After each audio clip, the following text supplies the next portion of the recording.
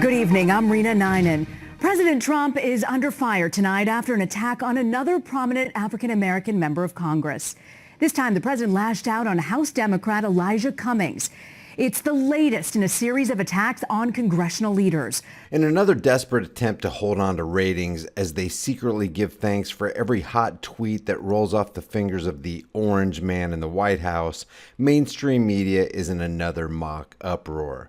And of course, no one could feign more virtue-signaling outrage than the comedy gold artisans on the Clown News Network, as the waterworks flood the airwaves yet again as they continue to pull the race card out of their asses to try to convince viewers that they actually give a damn about people other than themselves. Under one of the latest CNN videos, we read, CNN's Victor Blackwell became emotional while responding to President Donald Trump's tweets calling Representative Elijah Cummings' district a very dangerous, filthy place, and calls out the president's repeated use of the word infested while attacking minority lawmakers. Let's take a listen. This morning, the president attacked another member of Congress on Twitter.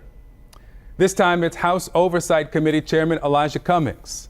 He wrote this: Cummings' district is a disgusting, rat and rodent-infested mess. If he spent more time in Baltimore, maybe he could help clean up this very dangerous and filthy place. No human being would want to live there. Infested. That's usually reserved for references to rodents and insects, but we've seen the president invoke infestation to criticize lawmakers before. You see a pattern here? Just 2 weeks ago, President Trump attacked 4 minority congresswomen. Why don't they go back to the totally broken and crime-infested places from which they came? Reminder, 3 of them were born here. All of them are American. Infested, he says. A week before his inauguration, January 2017, Congressman John Lewis should spend more time on fixing and helping his district, which is in horrible shape and falling apart, not to mention crime-infested. Donald Trump has tweeted more than 43,000 times. He's insulted thousands of people, many different types of people. But when he tweets about infestation, it's about black and brown people. Or is it about crime infestation in the neighborhoods he's talking about? If the bulk of what's happening is actually coming at the hands of black and brown people, then suck it up and face the music. September 2014, at the height of an urgent health emergency, why are we sending thousands of ill-trained soldiers into Ebola-infested areas of Africa? Bring the plague to the U.S.? Obama is so stupid. Infested, he says. No, Ebola infested, he says. There's a revolution going on in California. So many sanctuary areas want out of this ridiculous crime-infested and breeding concept. Infested, he says. No, crime infested, he says.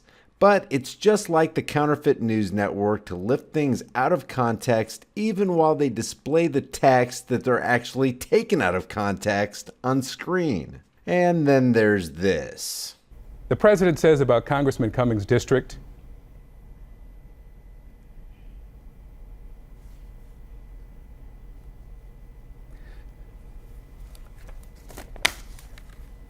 that no human would want to live there. You know who did, Mr. President? I did.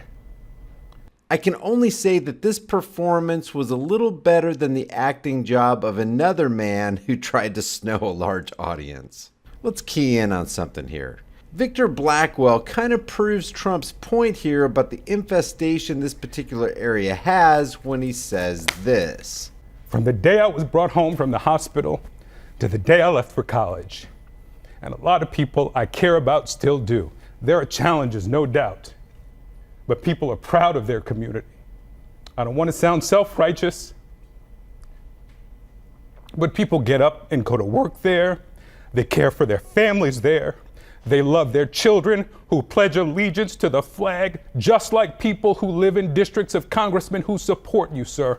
They are Americans too. We'll be right back. From the day I was brought home from the hospital to the day I left for college.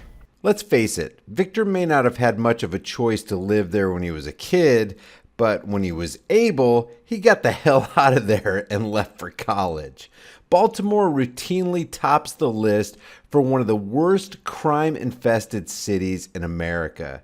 Maybe instead of getting triggered and overwhelmed with emotion brought on by the simple tweet of a guy you hate, it'd be better to embrace the truth and stop being so offended. There's little doubt in my mind that Victor here uses Gillette products, because this is the best a soy boy corporate actor can get.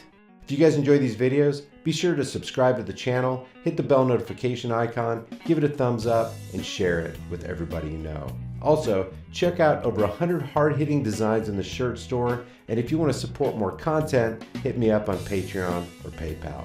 All those links will be in the description and in the pinned comment. I'll see you guys in the next heavily censored shadow ban video.